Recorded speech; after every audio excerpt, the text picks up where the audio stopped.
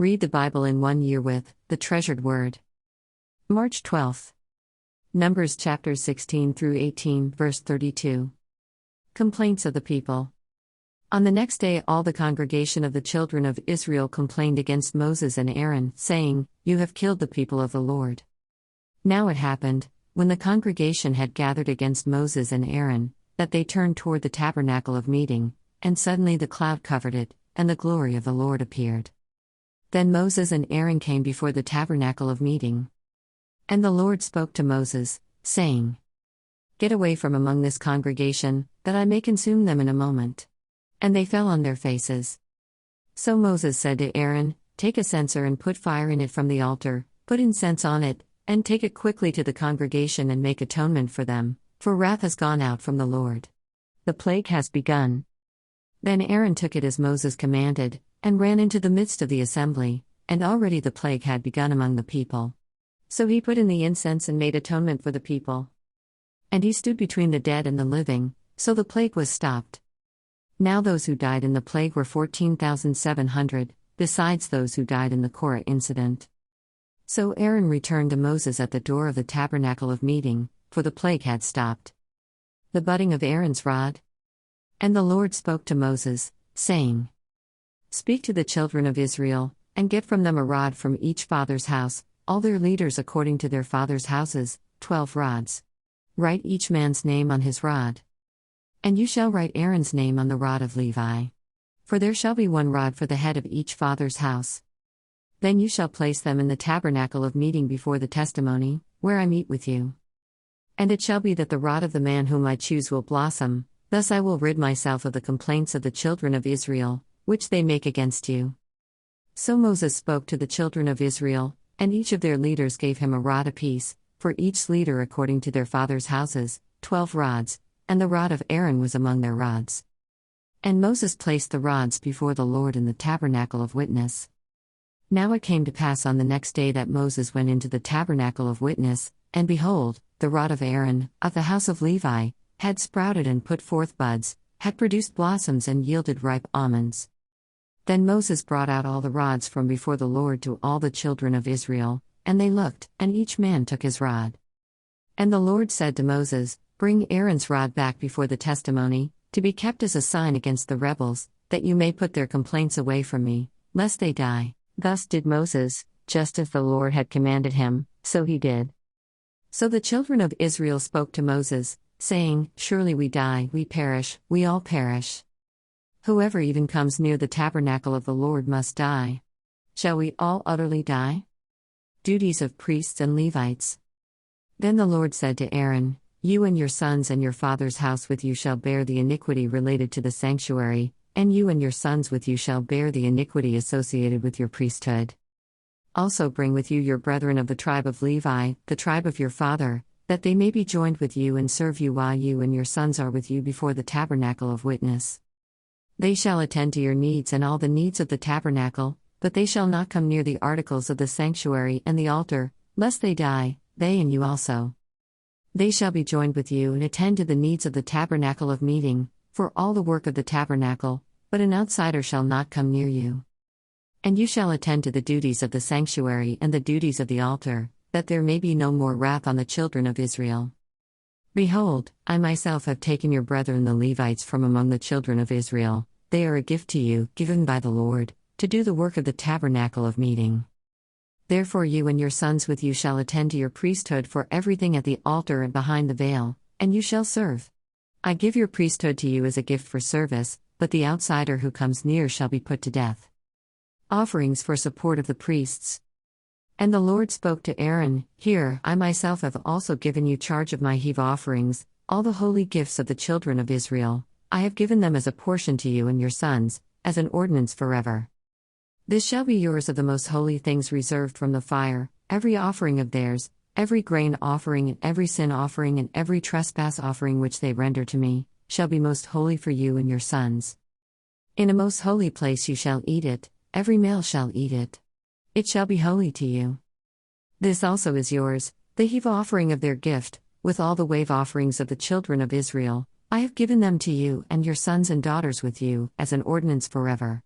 Everyone who is clean in your house may eat it. All the best of the oil, all the best of the new wine and the grain, their firstfruits which they offer to the Lord, I have given them to you. Whatever first ripe fruit is in their land, which they bring to the Lord, shall be yours. Everyone who is clean in your house may eat it. Every devoted thing in Israel shall be yours, everything that first opens the womb of all flesh, which they bring to the Lord, whether man or beast, shall be yours. Nevertheless the firstborn of man you shall surely redeem, and the firstborn of unclean animals you shall redeem. And those redeemed of the devoted things you shall redeem when 1 month old, according to your valuation, for 5 shekels of silver, according to the shekel of the sanctuary, which is 20 gerahs.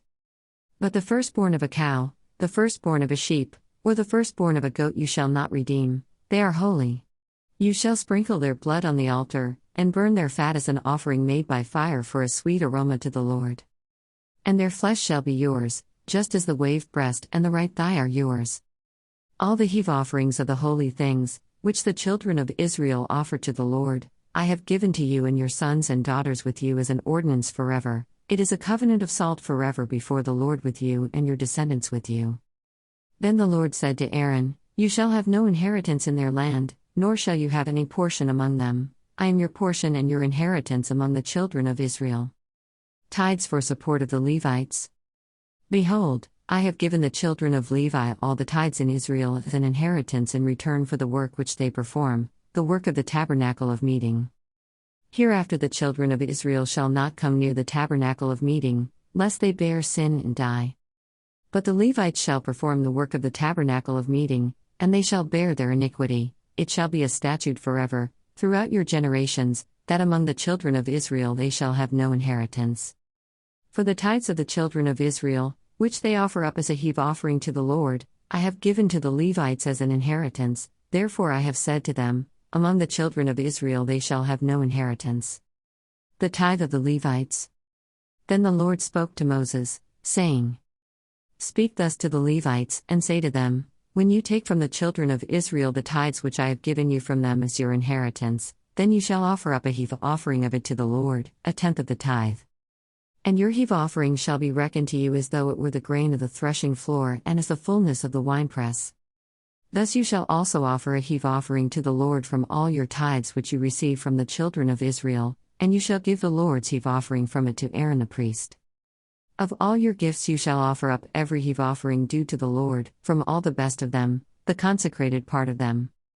Therefore you shall say to them, When you have lifted up the best of it, then the rest shall be accounted to the Levites as the produce of the threshing floor and as the produce of the winepress. You may eat it in any place, you and your households, for it is your reward for your work in the tabernacle of meeting. And you shall bear no sin because of it, when you have lifted up the best of it. But you shall not profane the holy gifts of the children of Israel, lest you die. Mark chapter 16, verses 1 through 20. He is risen. Now when the Sabbath was past, Mary Magdalene, Mary the mother of James, and Salome bought spices, that they might come and anoint him. Very early in the morning, on the first day of the week, they came to the tomb when the sun had risen. And they said among themselves, Who will roll away the stone from the door of the tomb for us? But when they looked up, they saw that the stone had been rolled away, for it was very large. And entering the tomb, they saw a young man clothed in a long white robe sitting on the right side, and they were alarmed. But he said to them, Do not be alarmed. You seek Jesus of Nazareth, who was crucified. He is risen. He is not here. See the place where they laid him. But go, tell his disciples, and Peter, that he is going before you into Galilee. There you will see him, as he said to you. So they went out quickly and fled from the tomb, for they trembled and were amazed. And they said nothing to anyone, for they were afraid. Mary Magdalene sees the risen Lord. Now when he rose early on the first day of the week, he appeared first to Mary Magdalene, out of whom he had cast 7 demons. She went and told those who had been with him, as they mourned and wept. And when they heard that he was alive and had been seen by her, they did not believe. Jesus appears to 2 disciples. After that, he appeared in another form to 2 of them as they walked and went into the country. And they went and told it to the rest, but they did not believe them either. The Great Commission. Later he appeared to the 11 as they sat at the table, And he rebuked their unbelief and hardness of heart, because they did not believe those who had seen him after he had risen. And he said to them, Go into all the world and preach the gospel to every creature. He who believes and is baptized will be saved, but he who does not believe will be condemned. And these signs will follow those who believe: in my name they will cast out demons, they will speak with new tongues. They will take up serpents, and if they drink anything deadly, it will by no means hurt them. They will lay hands on the sick, and they will recover. Christ ascends to God's right hand. So then, after the Lord had spoken to them, he was received up into heaven, and sat down at the right hand of God. And they went out and preached everywhere, the Lord working with them and confirming the word through the accompanying signs. Amen. Psalms chapter 55, verses 1 through 23.